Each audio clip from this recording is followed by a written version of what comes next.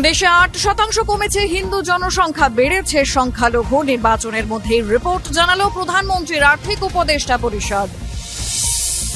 প্রকাশিত উচ্চ মাধ্যমিকের ফলাফল, পাশের হার ৯০%, প্রথম ১০-এ কৃতী মোট ৫৮ জন। মেধা তালিকায় কলকাতাকে টেক্কা জেলার। শ্লীলতাহানি বিতর্কের মাঝেই বেনজির পদক্ষেপ রাজ্যপালের, রাজভবনের সিসিটিভি ফুটেজ দেখতে পাবে আম জনতা, ঘোষণা বোসের। তৃতীয় দফায় রাজ্যের ৪ কেন্দ্রে কত ভোট পড়ল, চূড়ান্ত হার জানালো কমিশন। ১৯-এর ভোটের তুলনায় এবারও কমল ভোট দানের হার। লোকসভায় জেতার জন্য মরিয়া বিজেপি, কেশপুরে অশান্তি নিয়ে আশঙ্কা প্রকাশ দেবের। ভোটের মাঝে রক্ত ঝরল, ভাঙড়ে আক্রান্ত পুলিশ।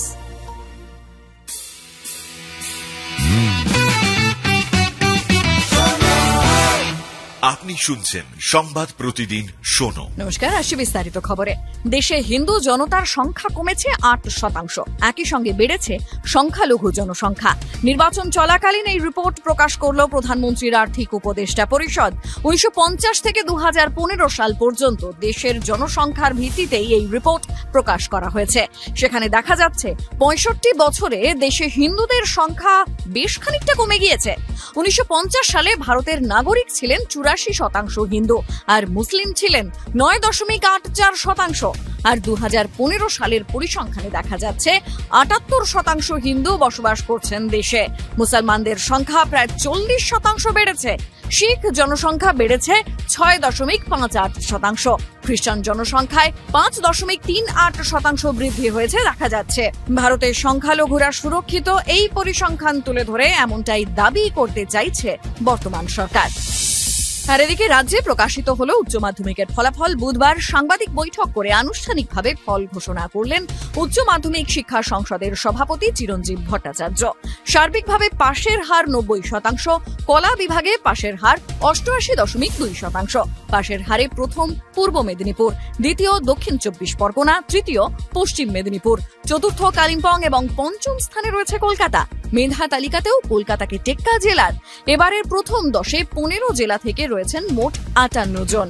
এর মধ্যে ছাত্র ৩৫ জন এবং ছাত্রী ২৩ জন।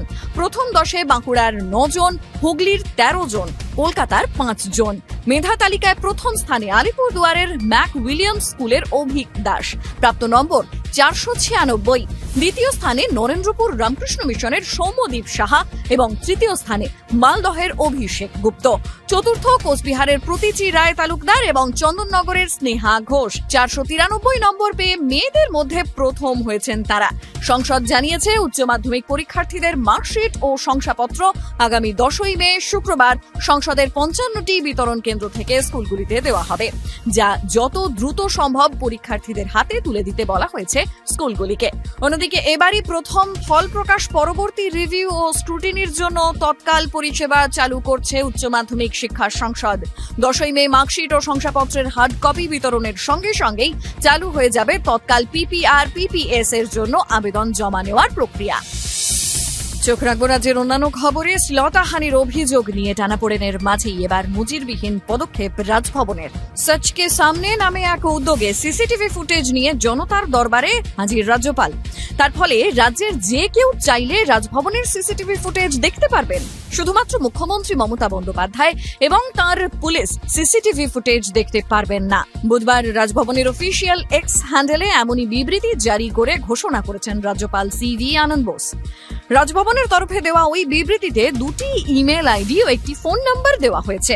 সিসিটিভি ফুটেজ দেখতে আগ্রহীদের এই ২ ইমেল আইডি অথবা ফোন নাম্বারে যোগাযোগ করতে হবে।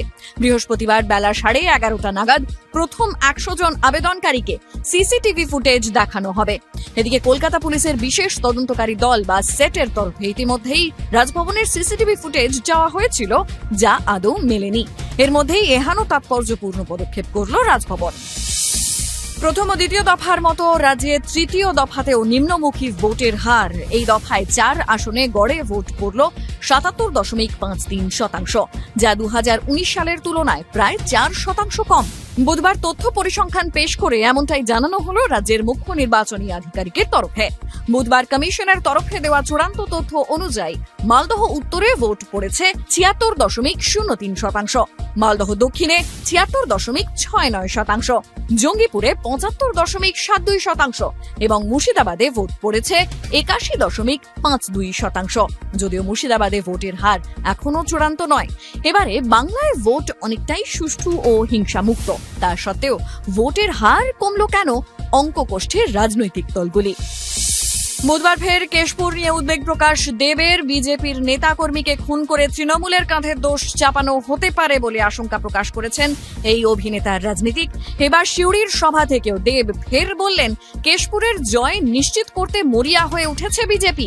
ইতিমধ্যেই তিনি এই বিষয়ে প্রশাসনকে জানিয়েছেন, যাতে মানুষের কোনো ক্ষতি না হয় সেদিকে তাদের নজর রয়েছে। বিজেপি হিংসার রাজনীতি করে না, এই দাবিতে দেবকে পাল্টা দিয়েছেন ঘাটালের বিজেপি প্রার্থী হিরণ চট্টোপাধ্যায়। এদিকে ভোট আবহে অশান্তি ভাঙড়েও। জয়নগরের আইএসএফ প্রার্থীর প্রচারের মাঝে উত্তেজনা, ঝরল রক্ত, আক্রান্ত হলেন পুলিশ কর্মীরাও। তৃণমূল আশ্রিত দুষ্কৃতীরা হামলা চালিয়েছে বলে অভিযোগ ওঠে।